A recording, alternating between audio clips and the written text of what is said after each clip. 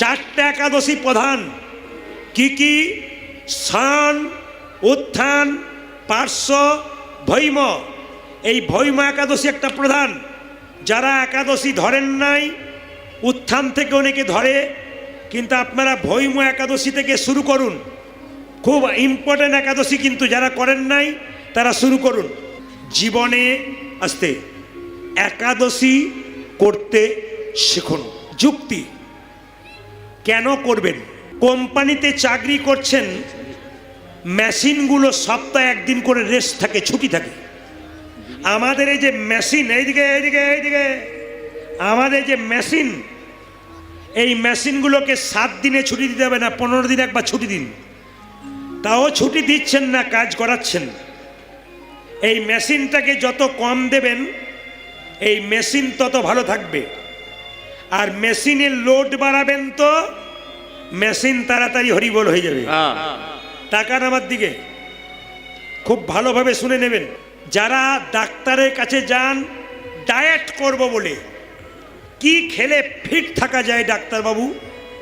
ভাগবত তার আগেই বলে দিয়েছে, পেটটাকে যদি 4 ভাগ করা যায়, খাবার জায়গাটাকে যেখানে খাবার থাকে, 4 ভাগ করা যায়। 2 ভাগ খাবার খাও, 1 ভাগ জল খাও, আর 1 ভাগ ফাঁকা রাখো, ফিট থাকবে। এ ডায়েটের চিকিৎসক বলবার আগে ভাগবত বলে দিয়েছে।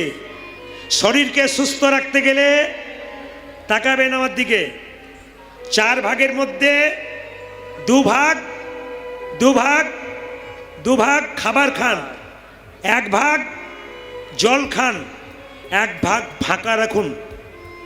আর আমরা অনেকে তো আবার খাবার খেতে বসে বলে, আর সামান্য ভাত দিই, দাঁড়ান উঠে একবার দেখি পেটটা ভরেছে কিনা, মানে গলা পর্যন্ত হলো কিনা। যত লোড দেবেন এর কার্যকারিতা কিন্তু কমে যাবে। লোড কম দেবেন, মেশিন ফিট থাকবে। এই জন্য আপনাদের বলি, আয়ুর্বেদ বলছে যাদের বয়সকালে হাঁটু ব্যথা হয়, যাদের ফাইলেরিয়ার রোগ আছে, তারা যদি প্রতি মাসে অমাবস্যা পূর্ণিমাতে ভাত মুড়ি বাদ দিয়ে রুটি, নিরামিষ খাবার, সবজি খেতে পারে অমাবস্যা পূর্ণিমার দিনে, এখন থেকে যদি কেউ অমাবস্যা পূর্ণিমা করতে পারে, জীবনে তার হাঁটু ব্যথা হবে না। শরীরে বিভিন্ন জায়গায় গেঁটে বাত হয়, জীবনে হবে না। অমাবস্যা পূর্ণিমার একটা এমন প্রভাব আছে, আয়ুর্বেদ বলছে। এই জন্য যারা সাবধান থাকবেন, ভাত ছাড়া আপনি রুটি খান, আপনি সবজি খান, 3 বার রুটি খান, অসুবিধা নেই। সবজি খান, শুধু ভাত আর মুড়িটা বাদ দিন অমাবস্যা পূর্ণিমা। জীবনে আপনার ফাইলেরিয়া যদি হয় আর বাড়বে না, জীবনে ফাইলেরিয়া হবে না, জীবনে আপনার গেঁটে বাত হবে না, জীবনে আপনার হাড়ের জয়েন্টে জয়েন্টে যে ব্যথা হয় সেই ব্যথা হবে না। আয়ুর্বেদ বলল। যারা বড় বড় পদে আছেন এগুলো তারা মানেন বলে এখন এতদিন ফিট আছেন। পশ্চিমবাংলার দিদিকে দেখছেন, তিনি এত ফিট কেন? তার খাবার শুনলে, আমি একদিন শুনেছিলাম, খাবার শুনলে চমকে যাবেন। অতীব সামান্যতম খাবার, শুধু এত ছোটাছুটি করছে নাকি? শরীরকে ফিট রাখতে পেরেছেন। তারা জানেন সকলের জন্যে কাজ করতে হবে, তার জন্যে শরীরকে আগে সুস্থ রাখতে হবে, ফিট রাখতে হবে, নইলে মানুষের পাশে গিয়ে দাঁড়াতে পারবো কি করে?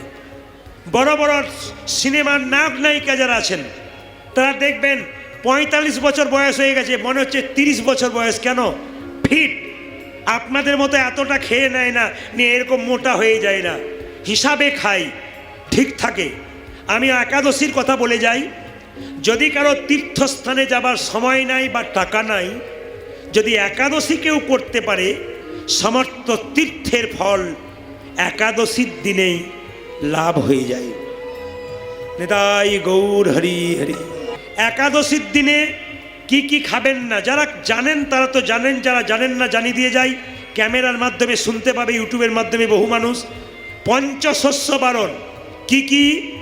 চাল, গম, জব, সরিষা, ডাল। এই 5টা জিনিসের মধ্যে পাপ লুকিয়ে থাকে, ওই দিন খাবেন না। 2, সেদিন সরিষার তেল খেতে পাবেন না, সরিষার তেল মাখতে পাবেন না। আপনি নারকেল তেল মাখুন, ঘি মাখুন, অসুবিধা নেই। 2, 3, আপনি সেদিন রাত্রিবেলায় শোবেন বাড়িতে, নিজের বিছানাই নয়, আলাদাভাবে নিচে সুন্দর করে ব্ল্যাঙ্কেট বা কম্বল টম্বল পেতে সুন্দরভাবে শোবেন, পরিচ্ছন্নভাবে। সেদিন চেষ্টা করবেন আপনার বাড়ির নতুন কাপড়টা পরতে। যত নতুন পরে থাকবেন শরীরের মধ্যে একটা আনন্দ অনুভব হবে। নতুন নাইবা রইল, কাঁচা ধোয়া পরিষ্কার পরিচ্ছন্ন কাপড় পরলেন। যদি পারেন সেদিন সারাদিন লাল পেরে সাদা শাড়ি পরলে খুব ভালো হয়, আপনার ভাবটা পবিত্র হয়। পুলিশ যখন পুলিশের পোশাকে থাকে তখন দেখবেন তার পাওয়ার বেড়ে যায়, কিন্তু যখন সেই পোশাকটা খুলে বাড়িতে থাকে দেখবেন ওই পাওয়ারটা তার আর নাই। ঠিক সেরকম যখন আপনি লাল পেরে সাদা শাড়ি পরে থাকবেন তখন দেখবেন আপনার একটা ভক্তির ভাব আসবে। দেখে নেবেন বাচ্চাদের ইউনিফর্মটা কেমন করেছে স্কুলে, যেন ইউনিফর্মের মধ্যে কোনো বিশৃঙ্খলতা না থাকে এমন একটা কালার করেছে সরকার। কেন করেছে? তাদের যেন মনটা পড়াশোনার দিকে যায়, বসনের দিকে, কাপড়ের দিকে না যায়। আপনাদের কাছে নিবেদন রইল, যে যেখানে বসে আছেন খুব মনোনিবেশ শুনবেন।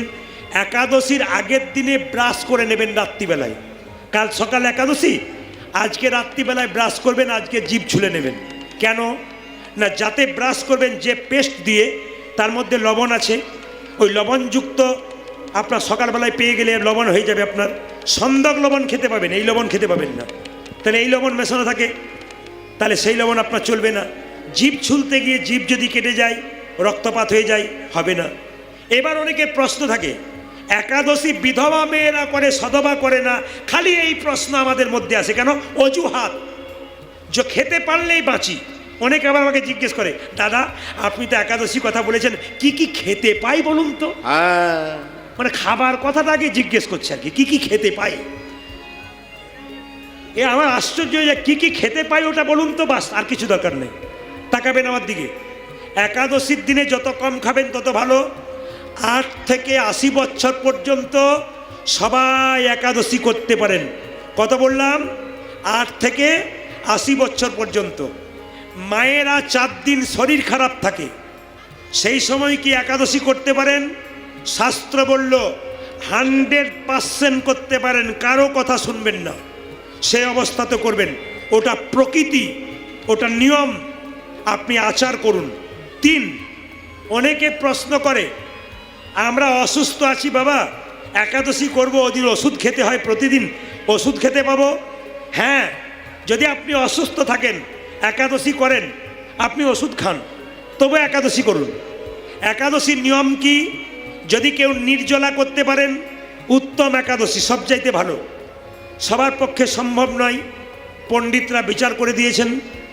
আপনি এক কাজ করুন, দুধ খান, ফল খান, সবজি খান, কাঁচা পেঁপে, কাঁচা কলা, কাঁচা কুমড়ো, পাকা কুমড়ো, আলু দিয়ে সবজি করুন।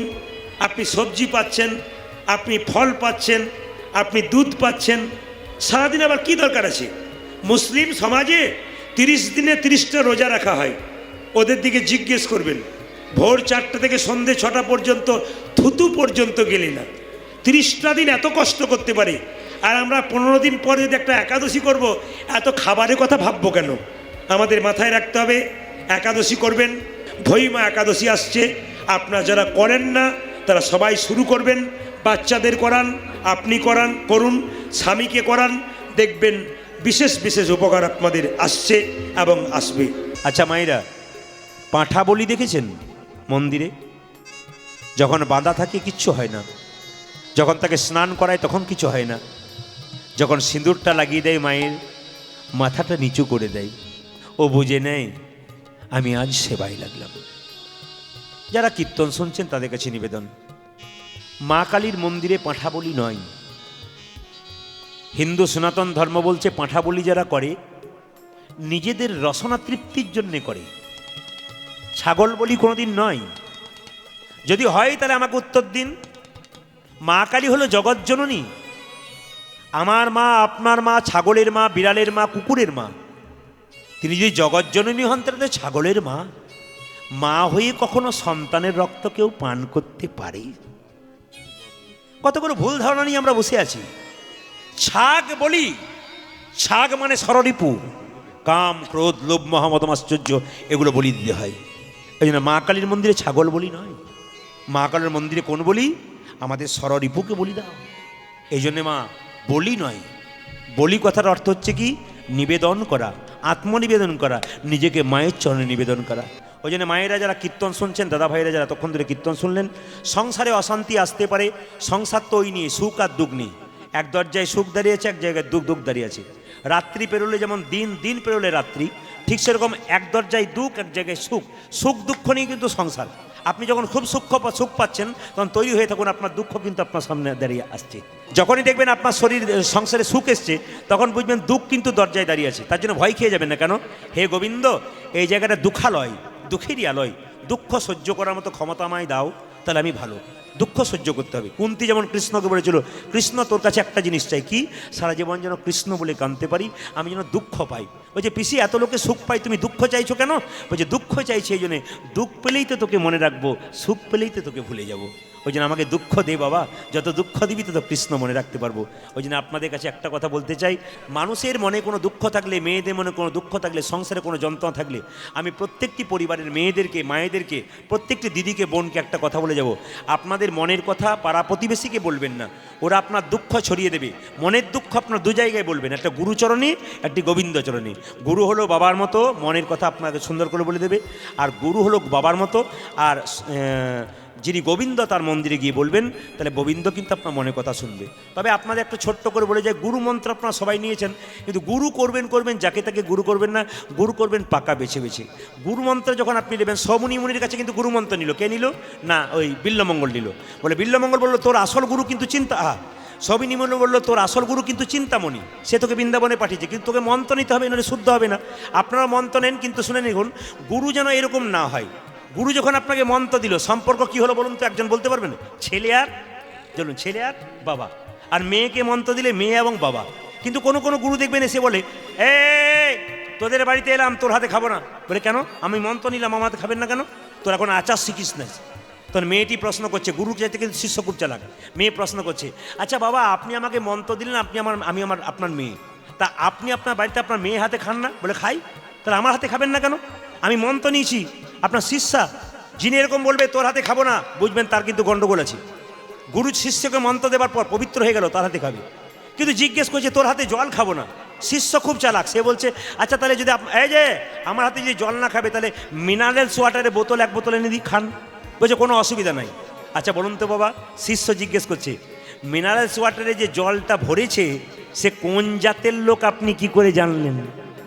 আর মিনারেলস ওয়াটারের জলটা যে ভরেছে, সে যে পায়খানা কাপড়ে ভরে নাই, আপনি কি করে জানলেন? মানে শিষ্য খুব চালাক। বলছে শোন, তোদের হাতে খাবো না, এক কাজ কর, একটা গ্যাস সিলিন্ডার এনে দে, ওতে রান্না করে খাবো। বলছে গ্যাস সিলিন্ডারটা পশু তারিখে অন্য লোকে মাংস খেয়েছে, তুমি কি করে জানলে? বলছে গঙ্গা জল ছিটিতে অসুবিধা নাই। বলছে আমি যদি গঙ্গা জল ছিটিয়ে রান্না করি তাতে কি অসুবিধা? বলছে শোন, তাহলে তোদের ঘরে খাবো না, আমি মুড়ি কিনে এনেছি, আমি খাবো, তবু তোর হাতে খাবো না। তখন শিষ্য জিজ্ঞেস করছে মুড়ি ভাজার কল দেখেছেন? বলছে না, দেখি নাই। দেখবেন তো, মুড়ি যখন ভাজে তখন মাঝে মাঝে পায়ে করে কেমন এরকম না, কি বলছে, তখন অশুদ্ধ হয় না। নিবেদন আপনাদের কাছে, গুরু যিনি হবেন তিনি পাকা গুরু। রামকৃষ্ণদেব বললেন, আপনাকে যখন শিষ্য তৈরি করলো, আপনার হাতেই খাবে, আপনার মঙ্গল চাইবে, যতক্ষণ আপনার সাথে বসে থাকবে, আপনার ভালো কথা বলবে। আপনার সোমবার দিন শিবলিঙ্গে কি দিন? আসতে বলুন, কি পাতা দিন? জোরে বলুন, বেলপাতা। আশ্চর্য হয়ে যাবেন আপনারা, সোমবার দিন বেলপাতা তুলতে নাই। আস্তে, যে যেখানে কীর্তন শুনছেন, বাবা ভোলার মন্দিরে শিবলিঙ্গে বেলপাতা দিন, কিন্তু অবাক হয়ে যাবেন, সোমবার দিন বেলপাতা তুলতে নাই।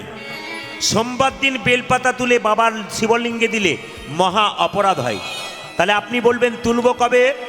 আপনি আগের দিন তুলে রাখবেন, জলে ভিজিয়ে রাখবেন, তারপর দেবেন। যেমন তুলসী পাতা 7 দিন আগে তুলে রেখে পাত্রে ভিজিয়ে রাখলে ওর কোনো নষ্ট হয় না, মানে পাতার গুণ কোনোদিন নষ্ট হয় না, আপনি দিতে পারেন। এই জন্য সোমবার দিন আপনার বেলপাতা তুলতে পাবেন না। আচ্ছা, ভগবানের মন্দির পরিক্রমা কবার করতে হয়? আসতে, ভগবান শ্রীকৃষ্ণ, ভগবান নারায়ণ, আপনি নিত্যানন্দ মহাপ্রভু মন্দির কবার পরিক্রমা করবেন? তুলসী মন্দির কবার করবেন? 4 বার পরিক্রমা করবেন। কোন দিক থেকে করবেন? আপনি ডান দিক থেকে পরিক্রমা করবেন। দেব দেবীর মন্দির কবার পরিক্রমা করতে হয়? দেবীর মন্দির হচ্ছে 1 বার, দেবতার মন্দির 3 বার। বাবা শিবের মন্দির আপনি পরিক্রমা করবেন 3 বার, কিন্তু শিবলিঙ্গ পরিক্রমা করবেন অর্ধেক বার। হাফবার। হাফবার মানে বুঝিয়ে দিই আপনাদেরকে, ধরুন এটা শিবলিঙ্গ, আমার দিকে তাকান, এটা ধরুন শিবলিঙ্গ, আপনি জলটা ঢালছেন, জলটা এদিক থেকে বেরিয়ে চলে যাচ্ছে, তাহলে আপনি যখন ঘুরছেন শিবলিঙ্গ এখান থেকে এতটা আসছেন, এখান থেকে এতটা আসছেন, কিন্তু পেরোবেন না। শিবলিঙ্গ যখন পরিক্রমা করবেন এইখান থেকে এই পর্যন্ত এলেন, এখান থেকে এই পর্যন্ত এলেন, কিন্তু পেরিয়ে যাবেন না। যদি আপনি লঙ্ঘন করেছেন, পেরিয়ে গেছেন, তাহলে কিন্তু আপনার প্রণাম হলো না। তাই শিবলিঙ্গ পরিক্রমা করতে হাফবার। হাফবার কোনটা আরেকবার বলে দিই, এখান থেকে এতটা এলেন, এখান থেকে এতটা এলেন, কিন্তু পেরিয়ে গেলেন না, পেরিয়ে গেলেই কিন্তু পূর্ণ হয়ে যায়। এই জন্য হাফবার শিবলিঙ্গ পরিক্রমা করতে হয়। শিব মন্দিরে মায়েরা ভক্তি যার ভগবান তার, ভক্তি ভরে যা করবেন ভগবান কৃপা করবে। দরখাস্তের বয়ান যদি ভালো হয়, পারমিশন তো খুব তাড়াতাড়ি হয়। আপনার দরখাস্ত লেখার বয়ানটা যদি খুব সুন্দর হয়, যিনি পড়বেন দাতা, তিনি দেখার সঙ্গে সঙ্গে বলবেন বাহ দারুণ লিখেছে তো, পারমিশন এর আগে। ভগবানকে ডাকবার সময় আপনার ভক্তি যদি পাকা হয়, ভক্তির মধ্যে প্রেম থাকে, চোখের জল থাকে, ভগবান তাড়াতাড়ি পারমিশন দিয়ে দেয়। এজন্যে আপনি ভগবানকে ডাকবেন এক মনে, একভাবে ডাকবেন। যখন আপনি ভগবানের নাম করবেন, আপনাকে সারাদিন করতে হবে এমন কোনো কথা নেই। আপনার যদি সময় না থাকে, আপনার করতে পারলে ভালো, কিন্তু সারাদিন যদি করতে না পারেন, সময় যদি না থাকে, 5 মিনিট করুন, কিন্তু মন দিয়ে করুন। যখন আপনি করবেন তখন ঘরের কথা নয়, পাশের কথা নয়, কোনো কথা নয়, শুধু ভগবানের কথাই ভাববেন। যেদিন উপবাস দেবেন, শিবের উপবাস, শিব চতুর্দশী, দুর্গার উপবাস, একাদশীর উপবাস, সেদিন যে দেবতার নামে উপবাস, সেই দেবতার দিকে মনটা রাখবেন। মা কালীর উপবাস, মায়ের দিকে মন রাখবেন সেদিন সারাদিন। আপনি একাদশী করেছেন, সারাদিন কৃষ্ণের কথাই ভাববেন আপনি, আপনার ঠিক আছে। উপবাস মানে কি? উপমানে নিকটে, বাস মানে অবস্থান। কর্মের উপরে জন্ম নির্ভর করে, আস্তে আস্তে কর্মের উপরে জন্ম নির্ভর করে। এ জন্মের কর্মফল আপনার পরের জন্মে জন্ম নির্ভর করছে। কি করে বুঝবেন বলুন তো? একটা বাচ্চা ছেলে একই দিনে দুটো বাচ্চা জন্ম নিল।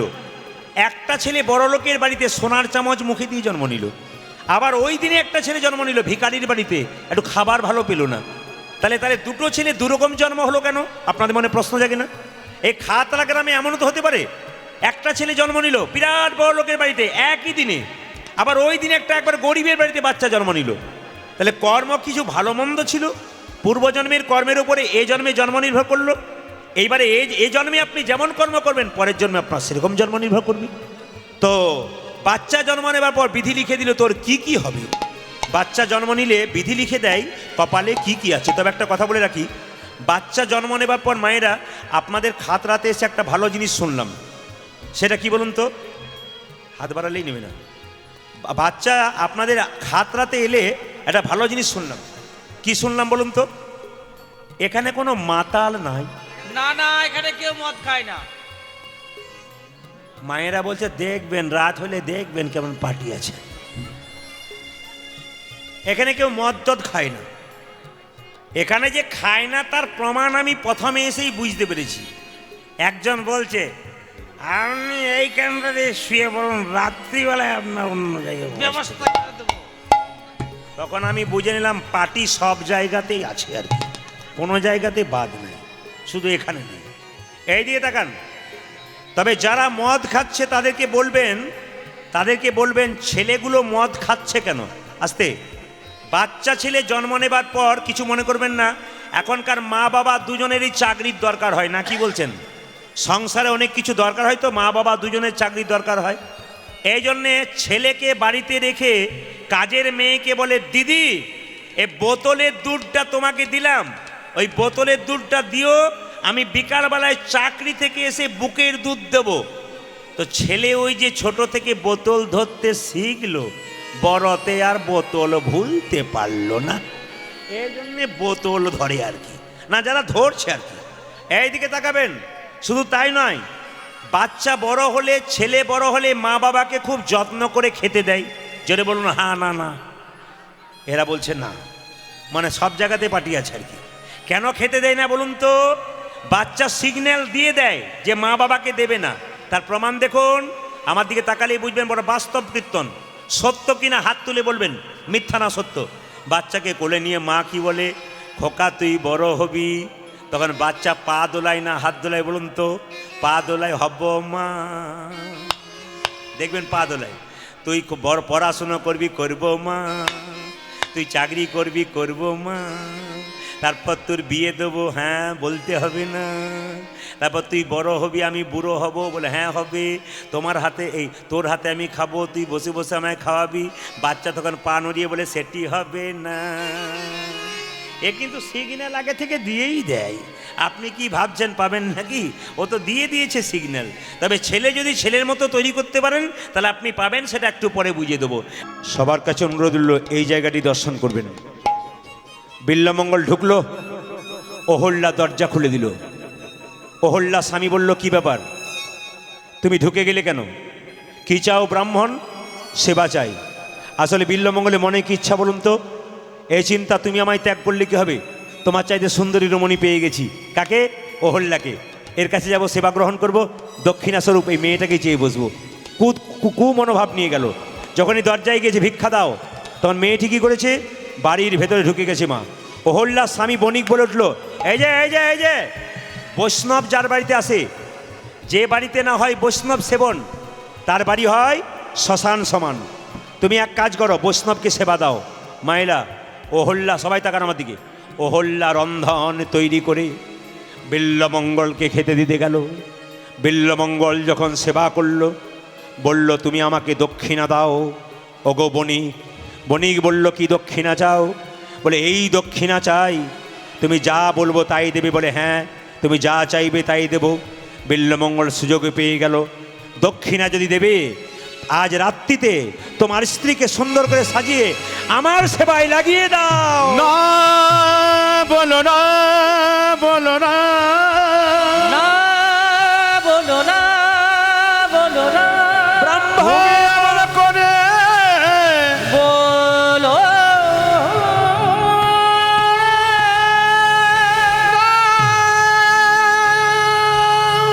চমকে গেল। অহল্যা বাড়ির ভেতর গিয়ে নারায়ণের মন্দিরের সামনে কেঁদে কেঁদে বলছে, প্রভু, আমার মায়ের কোলে যখন জন্ম নিয়েছিলাম আমার মৃত্যু হলো না কেন? আমি যদি মরে যেতাম তবে আমার ভালো হতো। কারণ এমন কথা শোনার আগে পর পুরুষকে আমার শরীরটা দেবো কি করে? ও যতই ব্রাহ্মণ হোক আর যাই হোক না কেন, আমি কি করে আমার দেহটাকে আমার স্বামীর কাছ থেকে নিয়ে গিয়ে বিলিয়ে দেবো? না, আমি পারবো না। যখন এইভাবে কাঁদছে, তখন ব্রাহ্মণ অহল্যার স্বামীকে বলেছে যে, তোমার স্ত্রী সুন্দর করে সে যে আমার কাছে না আসে, তার স্মৃতির সিঁদুর থাকবে না, হাতের শাখা থাকবে না, তুমি ভস্ম হয়ে যাবে। অহল্যা শুনতে পেয়ে ছুটে এসে স্বামীকে বলল, স্বামী, আমি তো নারী, একজন নারী হয়ে কি করে পুরুষকে কথা বলতে পারে? কিন্তু মেয়েদের সব চাইতে দামি হলো স্মৃতির সিঁদুর, হাতের শাখা, হাতের নোয়া। একটা সতী নারীর 5টা পতি থাকে মা। স্মৃতির সিঁদুর শিবের রক্ত থেকে তৈরি হলো, হাতের শাখা শঙ্কচূড়ের শরীর থেকে তৈরি হলো, হাতের নোয়া লোহাসুরের শরীর থেকে তৈরি হলো, আর নিজপতি আর পরমপতি 5টা পতি আমাদের আছে। মায়েরা স্মৃতির সিঁদুর 5টা জায়গায় লাগাতে পারেন। একটা স্মৃতিতে, একটা টিপ নিচ্ছেন ওখানে, একটা কণ্ঠে, একটা শাখাতে, একটা কাপড়ের কোণে, এই 5 জায়গায় সিঁদুর লাগাতে হয়। আমার সিঁদুর যদি চলে যায় তাহলে তুমি তো চলে যাবে স্বামী, বলো আমি এখন কি করব? অহল্যার স্বামী বলে উঠল, তুমি যদি রাজি থাকো তবে ব্রাহ্মণের সেবায় তোমাকে লাগিয়ে দেব। স্বামী, একজন স্ত্রী তার স্বামীকে রক্ষা করার জন্যে কত দেব মন্দিরে রোগ হলে নিয়ে যায়, কত ডাক্তার দেখায়, কত কবিরাজ দেখায়। আমার স্বামী চলে যাবে, আমি বিধবা হয়ে থাকবো, তা চাই না। তুমি যদি অনুমতি দাও তবে আজকের রাত্রিতে ব্রাহ্মণের সেবায় লেগে আমার দেহটাকে বিসর্জন দিয়ে আমার স্মৃতির সিঁদুর রক্ষা করতে চাই, আমাকে সাজিয়ে দাও। স্বামী হয়ে স্ত্রীকে সাজাচ্ছে, স্মৃতিতে সিঁদুর পরাইয়ে দিল,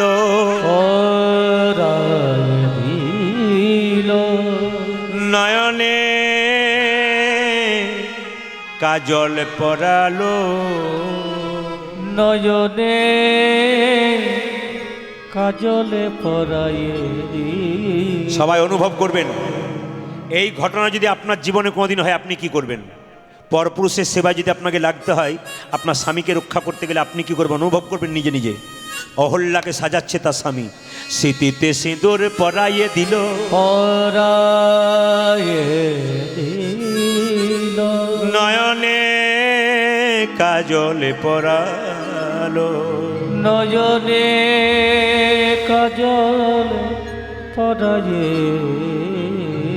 কণ্ঠে দিল সোনার মালা, সোনার মালা চরণে দিল আলতা,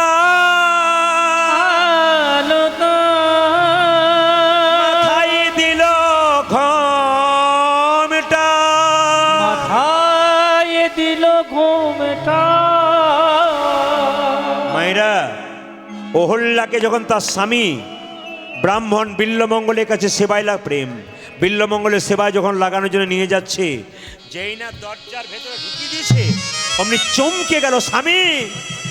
একজন পুরুষ কেমন করে পারে তার স্ত্রীকে পর পুরুষের কাছে লাগাতে? পরক্ষণেই মনে মনে ভাবলো, আমি যদি সেবায় না লাগি আমার হাতে শাঁকা স্মৃতি সিঁদুর কিছু থাকবে না। চুপচাপ দাঁড়িয়ে আছে বিল্বমঙ্গলের কাছে, দরজা বন্ধ হয়ে আছে। অহল্যা যখন চলে গেছে, অহল্যা চুপচাপ মাথা নিচু করে, আমার দিকে তাকাবেন সবাই, মাথা নিচু করে দাঁড়িয়ে আছে। বিল্বমঙ্গল মনে মনে ভাবছে, বাহ বাহ বাহ, এ চিন্তা, এ তোমার চাইতে সুন্দরী রমণী আমি কাছে পেয়ে গেছি, তোমায় ভুলে গেলাম, এই দেখো একে গ্রহণ করব। তখনও কিন্তু বিল্বমঙ্গল অহল্যার দিকে তাকাই নাই, মাথা নিচু করে আছে। অহল্যা বলে উঠল, ঠাকুর ঠাকুর, এদিক ওদিক তাকাচ্ছ কেন? আমার দিকে তাকাও, আমি তোমার সেবায় লাগতে এসেছি, আমার দিকে তাকাও, আমার দিকে তাকাও, আমার দিকে তাকাও, আমার দিকে তাকাও, আমার দিকে তাকাও। যেই না বিল্বমঙ্গল তাকাতে গেছে অহল্যার দিকে, অমনি চমকে গেছে। কি বলুন তো? বিল্বমঙ্গল মনে মনে ভাবছে, ছোটবেলায় আমার মা মরে গেছে তো, তোমার মুখটাকে দেখে আমার মরা মায়ের মুখটা মনে পড়ে গেল।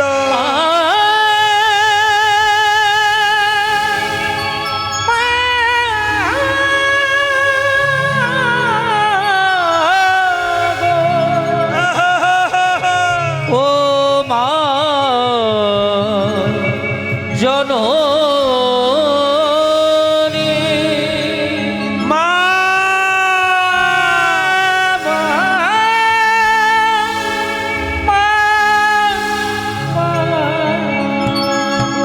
সবাই তাকান। যেই না মা বলেছ অমনি অহল্যা মনে মনে ভাবলো, কেউ আমাকে মা বলে ডাকে নাই, তুই মা বলে ডাকলি, তুই কি চাস?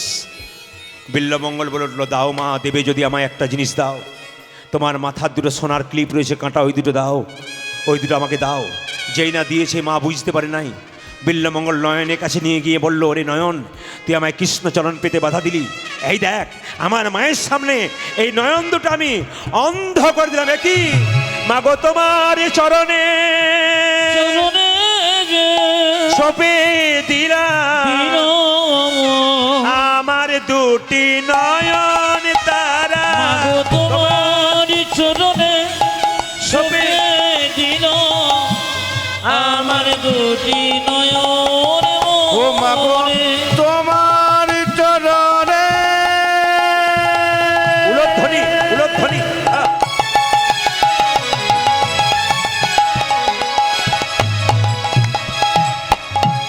ওই আমি সপে দিলাম আমার দুটি নয়ন তারা। তুমি আমার মা, ওগো তুমি আমার মা, মাগো তুমি আমার মা, ওগো তুমি আমার মা, বিদায় জননী, জননী বিদায় জন্মভূমি, জন্মভূমি, বিদায় জননী, জননী বিদায় জন্মভূমি।